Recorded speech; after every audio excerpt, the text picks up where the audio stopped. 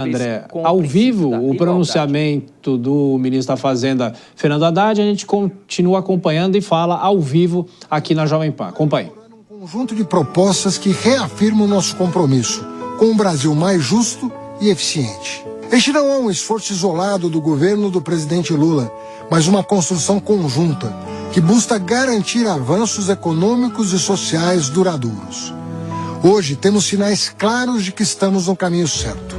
O Brasil não apenas recuperou o tempo e o espaço perdidos, mas voltou a ocupar seu lugar de destaque no mundo, entre as 10 maiores economias. Agora, crescemos de forma consistente com um PIB superior a 3% ao ano. O desemprego, que castigava a nossa gente no período anterior, colocando milhões de famílias abaixo da linha de pobreza, hoje está entre os mais baixos da nossa história. Mais famílias estão voltando a ter renda e trabalho dignos. Garantimos reajustes reais para o salário mínimo e aumentamos a faixa de isenção do imposto de renda para quem ganha até 2 salários. Programas como Minha Casa Minha Vida e Farmácia Popular ganharam um novo impulso. E novos programas como o Pé de Meia, o Desenrola e o Acredita chegaram para combater a evasão escolar, ajudar as pessoas a recuperarem o crédito e apoiar quem quer empreender. O combate a privilégios e sonegação nos permitiu melhorar as contas públicas. Se no passado recente a falta de justiça tributária manteve privilégios para os mais ricos, sem avanços na redistribuição de renda, agora arrecadamos de forma mais justa e eficiente. Cumprimos a lei e corrigimos distorções. Foi assim com a tributação de fundos em paraísos fiscais e fundos exclusivos dos super ricos. Mas sabemos que persistem grandes desafios. Diante do cenário externo, com conflitos armados e guerras comerciais, precisamos cuidar ainda mais da nossa casa. É por isso que estamos adotando as medidas necessárias para proteger a nossa economia. Com isso, garantiremos estabilidade e eficiência. E asseguraremos que os avanços conquistados sejam protegidos e ampliados. Já devolvemos ao trabalhador e à trabalhadora o ganho real no salário mínimo. Esse direito, esquecido pelo governo anterior, retornou com o presidente Lula. E com as novas regras propostas, o salário mínimo continuará subindo acima da inflação, de forma sustentável e dentro da nova regra fiscal. Para garantir que as políticas públicas cheguem a quem realmente necessita, nós vamos aperfeiçoar os mecanismos de controle que foram desmontados no período anterior. Fraudes e distorções atrasam o atendimento a quem mais precisa. Para as aposentadorias militares, nós vamos promover mais igualdade, com a instituição de uma idade mínima para a reserva e a limitação de transferência de pensões, além de outros ajustes. São mudanças justas e necessárias. Para atender as famílias que mais precisam, o abono salarial será assegurado a quem ganha até R$ 2.640. Esse valor será corrigido pela inflação nos próximos anos e se tornará permanente quando corresponder a um salário mínimo e meio. As medidas também combatem privilégios incompatíveis com o princípio da igualdade. Vamos corrigir excessos e garantir que todos os agentes públicos estejam sujeitos ao teto constitucional. Juntos, com o Supremo Tribunal Federal e o Congresso Nacional, aprimoramos as regras do orçamento. O montante global das emendas parlamentares crescerá abaixo do limite das regras fiscais. Além disso, 50% das emendas das comissões do Congresso passarão a ir obrigatoriamente para a saúde pública, reforçando o SUS. Essas medidas que mencionei vão gerar uma economia de 70 bilhões de reais nos próximos 2 anos e consolidam o compromisso deste governo com a sustentabilidade fiscal do país. Para garantir os resultados que esperamos, em caso de déficit primário, ficará proibida a criação, ampliação ou prorrogação de benefícios tributários. Combater a inflação, reduzir o custo da dívida pública e ter juros mais baixos é parte central do nosso olhar humanista sobre a economia. O Brasil de hoje não é mais o Brasil que fechava os olhos para as desigualdades e para as dificuldades da nossa gente. Quem ganha mais deve contribuir mais, permitindo que possamos investir em áreas que transformam a vida das pessoas. Reafirmamos, portanto, nosso compromisso com as famílias brasileiras, proteger o emprego, aumentar o poder de compra e assegurar o crescimento sustentável da economia. Exatamente por isso, anunciamos hoje também a maior reforma da renda de nossa história, honrando os compromissos assumidos pelo presidente Lula.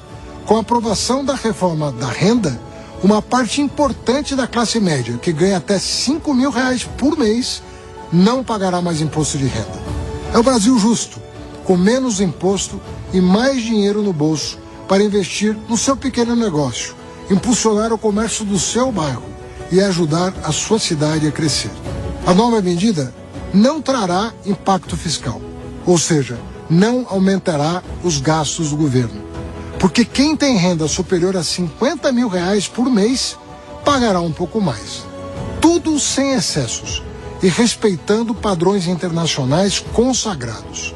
Você sabe, essa medida, combinada à histórica reforma tributária, fará com que grande parte do povo brasileiro não pague nem imposto de renda, nem imposto sobre produtos da cesta básica, inclusive a carne, corrigindo grande parte da inaceitável injustiça tributária que aprofundava a desigualdade social em nosso país. Queridos brasileiros e brasileiras, as decisões que tomamos a partir de hoje exigem coragem, mas sabemos que são as escolhas certas, porque garantirão um Brasil mais forte, mais justo e equilibrado amanhã. Tenho fé de que seguiremos construindo um país onde todos possam prosperar pela força de seu empenho e trabalho. Saibam que o governo do presidente Lula é parceiro de cada família brasileira nessa caminhada. Com um governo eficiente, estamos construindo um Brasil mais forte e mais justo. Muito obrigado e muito boa noite. Bom, é a fala do ministro da Fazenda, Fernando Haddad, nessa cadeia de rádio e televisão, como o André Anelli falou. Essas imagens foram gravadas mais cedo, mas a transmissão foi feita agora na cadeia de rádio e televisão. Vou chamar já Dora Kramer e Cristiano Vilela para analisar a fala do ministro. Bom, Dora, alguns pontos principais, né? Primeiro, a questão política. Ele, em algumas citações, criticou o governo anterior. E o ponto principal, essa discussão sobre o imposto de renda. Não há ainda uma referência de quando haverá essa isenção do imposto de renda. Muito se especulou durante todo o dia que seria só a partir de 2026, mas não há, na fala do ministro, essa informação. E que isso seria compensado com a taxação dos mais ricos. As suas primeiras impressões, Dora Kramer. Isso tudo vai ser esmiuçado amanhã, tem uma entrevista coletiva já convocada pelo ministro da Fazenda para esmiuçar. Agora, o que me pareceu, de um modo geral, claro que o governo elaborou esse pacote com um olho na economia e outro olho na política, porque esses dois assuntos se misturam quando a gente tem eleições. O que o ministro fez? Do ponto de vista político, achei o pronunciamento absolutamente competente, né? Porque o que ele faz? Ele ressalta, primeiro faz ali 2 minutos sobre tudo que está caminhando maravilhosamente bem, uma versão cor-de-rosa de como o país vai super bem. E aí depois, sempre que fala na questão social, procura amenizar a parte que corta e ressaltar a parte que vai garantir o aumento pela inflação, garantir o abono salarial, garantir o aumento do salário mínimo para acima da inflação, sendo que a mudança do cálculo tem aí um corte, mas isso ele não ressalta. Por isso que eu digo que foi politicamente competente. É preciso ver se vai ser economicamente eficiente. Pois é, Vilela, o ministro fala em 70 bilhões de reais nos próximos 2 anos. Se você dividir em 2, são 35 bilhões, não que vai ser um corte no meio a cada ano, mas de qualquer forma, o mercado hoje desconfiou muito desse anúncio do próprio governo, mas amanhã, como a Dora falou, tudo vai ser esmiuçado. As suas impressões também, Cristiano Vilela.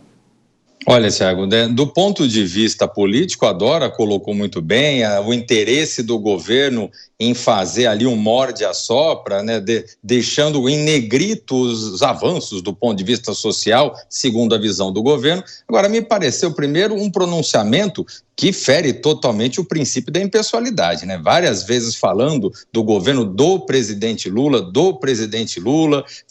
fazendo considerações negativas ao adversário político, ao governo anterior. Me parece que foi muito político e pouco institucional esse pronunciamento.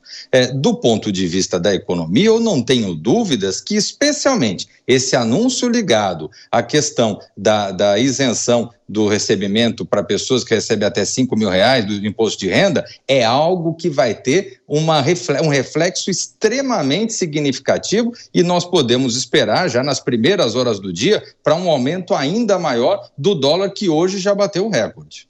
Pois é, Dora, porque o que o mercado enxergou, pelo menos em toda a especulação durante o dia, é que há um contrassenso. O ministro fala que não haverá mais possibilidade de se dar benefícios fiscais para muitos setores, como os governos sempre fizeram, né? Então há um contrassenso do imposto de renda, a isenção, e em relação ao próprio anúncio, né, que você vai cortar gastos, mas você, de uma certa maneira, dá um benefício que era uma promessa de campanha.